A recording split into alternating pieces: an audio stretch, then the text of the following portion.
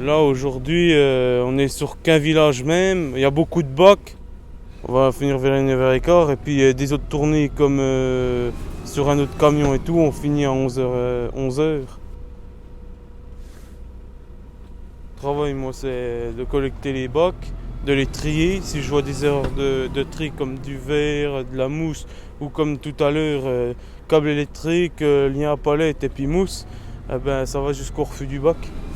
Je vais voir mon chauffeur et puis je lui dis, puis lui il met sur ordinateur et puis après il m'écrit sur un post-it et puis on le colle sur la poubelle.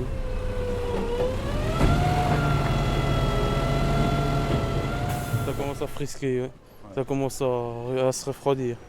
Pluie, vent, neige, ça me gêne pas. Je viens toujours. C'est mon métier, hein, de toute façon.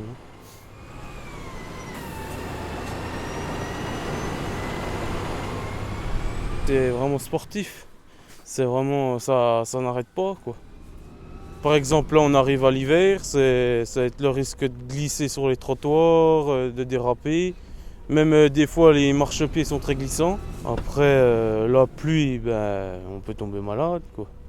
Mais sinon, les dangers, c'est faut faire gaffe aux voitures, tout ça. Ça, c'est un vrai problème, les voitures. Ah oui, c'est vraiment un vrai problème, oui. Ils sont vraiment fous. Ils sont vraiment fous. C'est un rythme à prendre. Maintenant éprouvant, ça peut être plutôt au niveau de la fatigue, on va dire. Il faut être attentif à tout. Il faut toujours avoir un œil soit sur la caméra, soit sur les rétroviseurs, soit sur tout l'environnement. Et là, quand j'ai des gens que je connais qui me disent ah, ça va, t'es pas fatigué, tu conduis. Ben, la conduite, c'est fatigant. C'est peut-être, enfin, c'est certainement moins fatigant que d'être derrière le camion à collecter les bacs, mais il faut quand même être vigilant, attentif et c'est une forme de fatigue aussi. Donc après, on adapte notre mode de vie en fonction du travail, je dirais. Donc la vie le soir, c'est vite réglé, hein. C'est au lit de bonne heure pour pouvoir se lever de bonne heure. Quand on commence les tournées à 4 heures, moi personnellement, vu que j'ai un peu de route à faire, je me lève, il est 2h15.